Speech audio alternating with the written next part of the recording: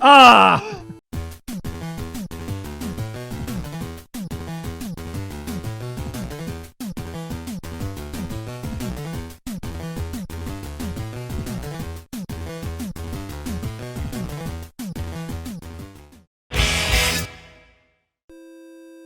Why not? It's not official. Who cares? Yeah.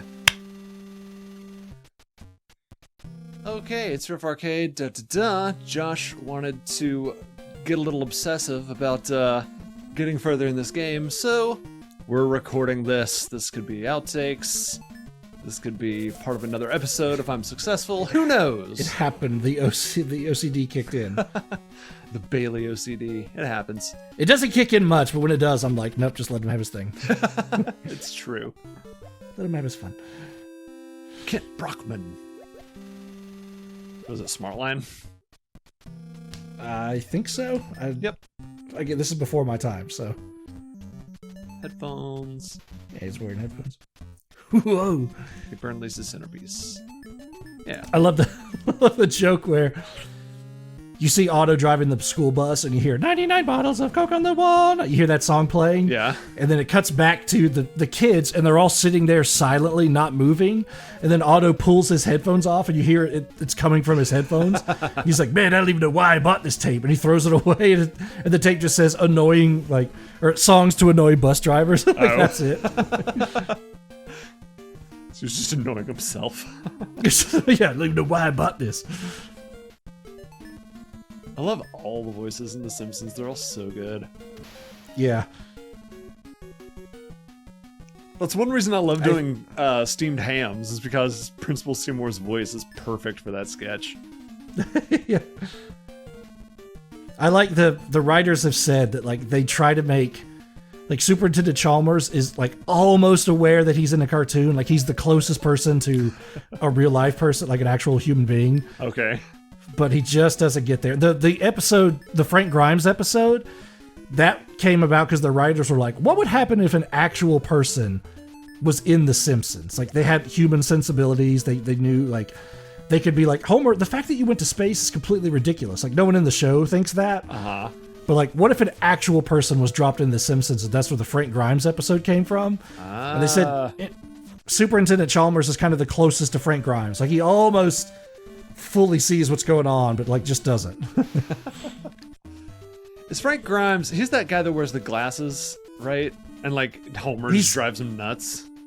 Yeah, he's in one episode. Yeah, so like, okay. yeah, he's got the flat top. Yes. And he's got glasses. And yeah, he just the entire episode he was just like, what is wrong? You should be fired, Homer. And Homer's just like, what are you talking about? Like he doesn't get it and no one gets it. And he spends the entire episode trying to prove to everyone that like Homer should not be in the position he's in, and like no one listens, and it's really funny. I vaguely remember that episode. It's kind of like in our generations of Simpsons, that's like a super famous one where it's like you got to know the Frank Grimes episode because it's just so weird and it calls the show out, like the show calls itself out so much that you just have to love it. You live in a palace with a wife and two beautiful kids and a baby and lobsters for dinner. And what do I wear? His haircut, and I live in a bowling alley on top of another I live above a bowling alley and beneath another bowling alley. It's like, that's such a good joke. Yeah. He stumbles on himself. He lives between two bowling alleys. Oh boy. What are some other must-see episodes? Treehouse of Horrors is always really good. Yeah. The George Bush one's weird. Like it's a weird one, but it's just so it's funny to see George Bush. Wasn't there a Treehouse of Horrors episode where like they didn't want them depicted inside out, but then the Simpsons like they were like, we'll do it anyway. They didn't want them inside out. It was like they couldn't show anything too gruesome. So like they yeah. Yeah, well I think the origin of the Treehouse of Horror was like they wanted to see what they could get away with the censors, and like they just kept being like, we can just do it all here. They kind of poke fun of it on one Treehouse of Horrors because you see a Fox editor like editing stuff out, and he's sitting there. It's like, I made sure that this episode is rated TVG for like, so there's no violence, and then like the TVG logo slowly like turns into a hand and pulls out a knife and starts stabbing him in the back, and he's like, "Oh my god!" Ah! Like every time he stabs him, the logo gets like higher and higher in the rating. They're making fun of that. Yeah, I don't remember the exact story, but there's something about. There's that one Treehouse of Horrors episode that ends with like the mist getting to the Simpsons family. Oh yeah, yeah, turning them inside out, and there's something like the censors specifically asked them not to do that, and then they did it anyway. And it went through. Something like that. There's some story behind that part. Let's see if I can find it.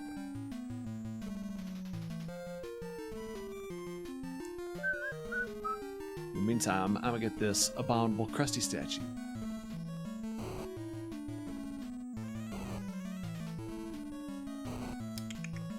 I don't remember that one. Treehouse of Horrors. There we go.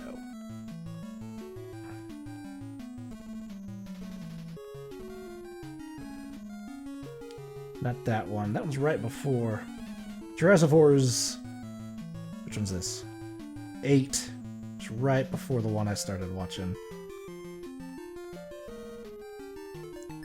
Hell to Pay. That's a good one.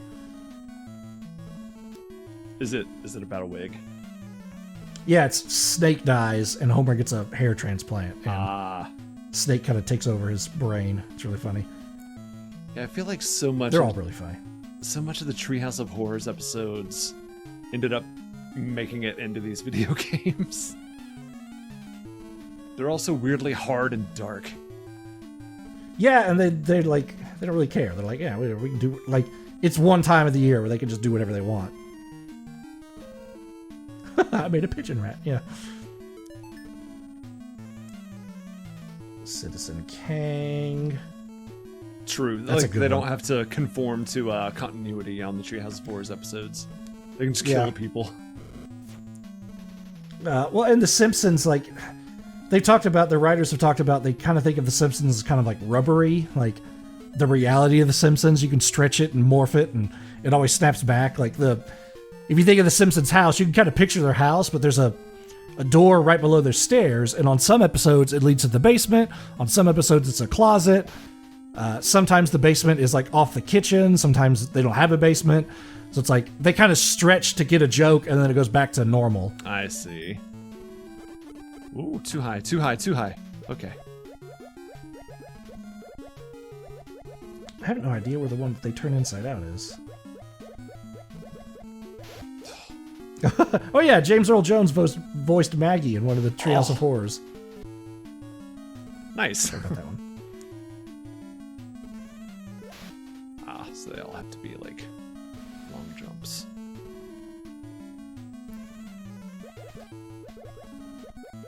And of course it's all ice. Like just like that. I'm back at the beginning. Alright. Yep. Here we go.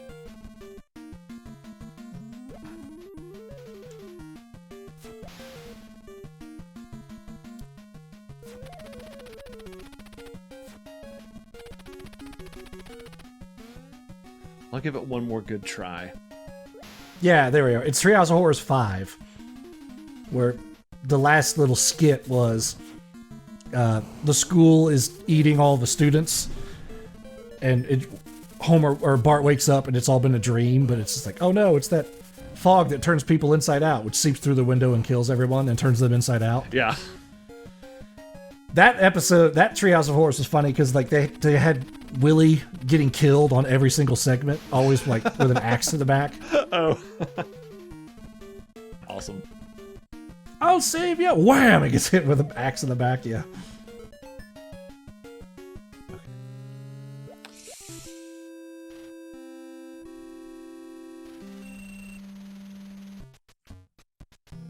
I'm gonna try to rack out some extra lives too.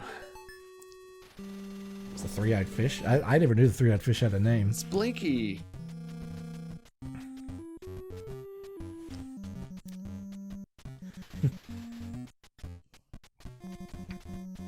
No, our fish. Our ducks have flippers. Eh? Oh, I've said too much. Smithers, get the amnesia ray. You mean the revolver, sir? Precisely. The one-liners. They're so good. They're so quotable. And they're so good.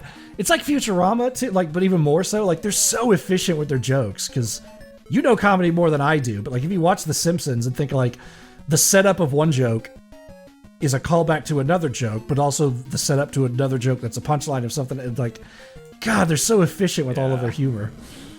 My favorite kinds of jokes in The Simpsons are the ones that are really silent. Like, those always get me. So, like, the one where he's like, yes, I'll donate to that charity when pigs fly. And then, like, a pig just silently sails across their window. Yeah. From like, Lisa's they got that barbecue. check surge, like, I'd still rather not. Yeah. See, it's like that. Like, there's like 3 jokes in like two sentences. It's like, God, they're so good. Yeah, like Lisa rather not. sending the pig flying in that one episode is a joke all on its own. But then they also use that to set up another joke. It's like the cutaway to one joke contains 2 jokes, and then the payoff to the first joke comes back. And it's like, man, so good. Man. I'd still rather not. Yeah, there's still yet one more joke in there. Yeah.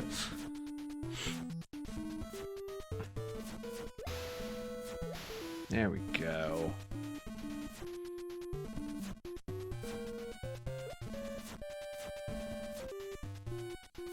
I thought I could make it. I also think like they're so efficient with their jokes, but they're not afraid to take their time with humor too. Like you think about the joke with this character, the potassium benzoate guy, the Frogurt guy. Yeah. Like that takes like 10, 15, 20 seconds, maybe 30 seconds to get through. And like it's funny, it's hilarious, but like you wouldn't see that on Family Guy. Like in 30 seconds, Family Guy can't sit still for a second. But like The Simpsons, especially the older ones, like will totally take their time for a joke, and it's great. Yeah. Like God, when you get to the Radioactive Band episode, it like that 30-second setup for a single joke, you're gonna be like, this is brilliant. It's so good. Oh, dang it. I think I wanted auto. I'm trying to get auto. I think auto gives you like the full 4. Whoa. Zeppelin rules.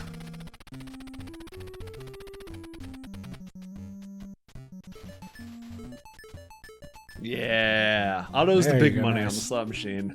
Oh, weird. I might as well do this really quick. Okay, 15. 14. 14. 13, 12. Boom, boom, boom, boom, boom, boom, boom. 11. 10. 9. 10. There we go. Just cycling through. There they are. And we want 7. 6. That's one way.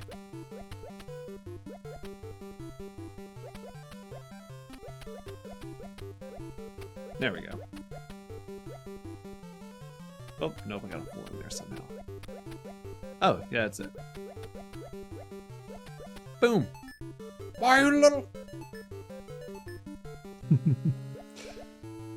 Yeah, we could just make this like... that first icicle gets me every time. I always forget about it. We can just make this like a really long bonus episode. Like, just be like, hey, here's Josh obsessing over Bart versus the world. Well, that or like just talk about what's your favorite Simpsons jokes, because Yeah. God, they're so good. There's so many of them. So many. I was gonna say another quiet joke that was really funny to me was I forgot what it was. It was like they put high beams in the car or something that are so bright they can see through the wall. Yeah, yeah. And The Canyon Arrow, yeah. and you just quietly see like Homer go in to tell Bart to stop going through Marge's purse, and you see him exchange words, but you can't hear anything at all. And then you just see like Homer start going through Marge's purse too. Yeah. Like, Tell Bart, tell Bart to go to get out of my purse. Yeah.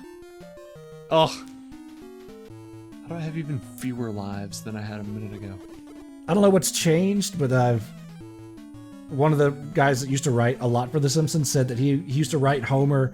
You have to treat him like a golden retriever. Like, he's always happy, he loves food, and he just, like, immediately forgets everything. Yeah. And, like, once he said that, I was like, oh, yeah, I can totally see that in what Homer does. It doesn't take away from the humor, but, like, it's like, yeah, I can... That's a good attitude to have when you write for Homer. Yeah, and you mentioned it during the first episode of this game, but, I never noticed until I watched a bunch of episodes in a row recently that every episode that Mr. Burns has an interaction with Homer, he always, like, he's like, who is that, Smithers? Like, he never remembers. Yeah, yes. He always forgets his name, yeah. I've worked with you for 20 years, sir. Yes. Like that. But he remembers everyone else. It's really funny. Yeah, but, like, then they have all these episodes together that are just focused around, like, Homer and Burns directly interacting, and then, like, Yeah. future episodes, you still won't remember who Homer is. Yeah. Well, it's like the show's gone so long that has become that's the whole reason Who Shot Mr. Burns. You thought it was Homer because he kept forgetting his name, and Homer just got fed up with it. Or that was what people thought. Like, oh, Homer did it because he's mad that Burns forgot his name so much. Yeah. It's one of your chair moisteners from Sector 7. I remember seeing that episode live, like the night it debuted, because it was such a big deal. Like all the commercials were talking about it. Yeah. Like apparently they had a contest for who could guess Who Shot Mr. Burns, and one single person guessed Maggie, but they didn't write their name or like return address. So they're like, well, one person did, but we don't know who. It's like, oh man, I'm also mad. Okay, I hope this makes it in the episode. I'm mad because when I was growing up, I watched the Simpsons episode where Lisa becomes a vegetarian. It's a funny episode, but there's a throwaway line that Paul says about like, yes, if you play Baby I'm Amazed backwards, you'll have a Kraken recipe for lentil soup or something like that. Yes. And it's just a throwaway joke, but if you listen really carefully to the end credits, in the background of Baby I'm Amazed, you can hear somebody's given a recipe for lentil soup. And I picked that out as a kid. I was like, oh, that's a funny callback. Listen to that. And apparently the Simpsons writer said on the commentary, no one had ever picked that. Like, they'd never heard anyone say like, oh yeah, I've picked that out. So they were like, I think Matt Groening was like, share a secret that no one's told. And they shared that secret. And I was like, no, I knew about it as a kid. Like, dang it. I just had to know the Simpsons writers. Yep, you just had to contact them personally. Yeah. Okay, here's this crap. Would you like to hear a song, Lisa? I sure would. Apu grabs something. I'm Sergeant Pepper's Low and starts singing. It's like wrong I lyrics. love that joke too. Well, that and like they have Paul McCartney as their guest, so you think like, oh, Paul McCartney's going to sing a song. Nope, it's Apu.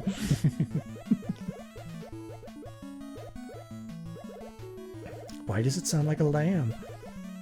Oh. Whoa! Oh, I psyched myself out at the last second. Oh, you got... Oh. You second guessed. No. That was it. That was the run.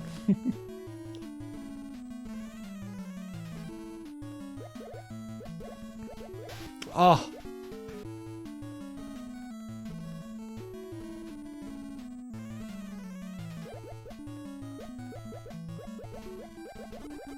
Also, Bart looks like Rat Boy. When he was like, Rat Boy.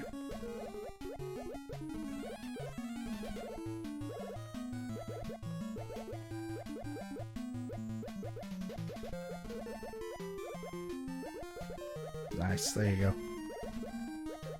I figured out, like, if you want to jump to offset the ice sliding, you want to jump immediately after landing, so you stop sliding around. Oh, nice. You gotta game the system. Oh! One life. Okay. Bum, bum, bum, bum, bum, bum, bum, bum, bum. All right. So let's stop this recording and start a new recording. And boom! It's Riff Arcade! I'm Josh. I'm Butts. And darn it, we went ahead and did another episode anyway. I couldn't leave that frozen lake behind. It was such a, I had to do something about that, so I did. I sorted it out. So, we're going to the North Pole Frozen River. Here we go. Let's check it out. Oh, good. More ice. Oh, this will be a quick one. Let's see. Hopefully this episode won't... Oh, I have to keep jumping on it? Oh, good gravy. Ha ha ha. There's Blinky. Wow, this is mean. Yep. Screw this. Yep.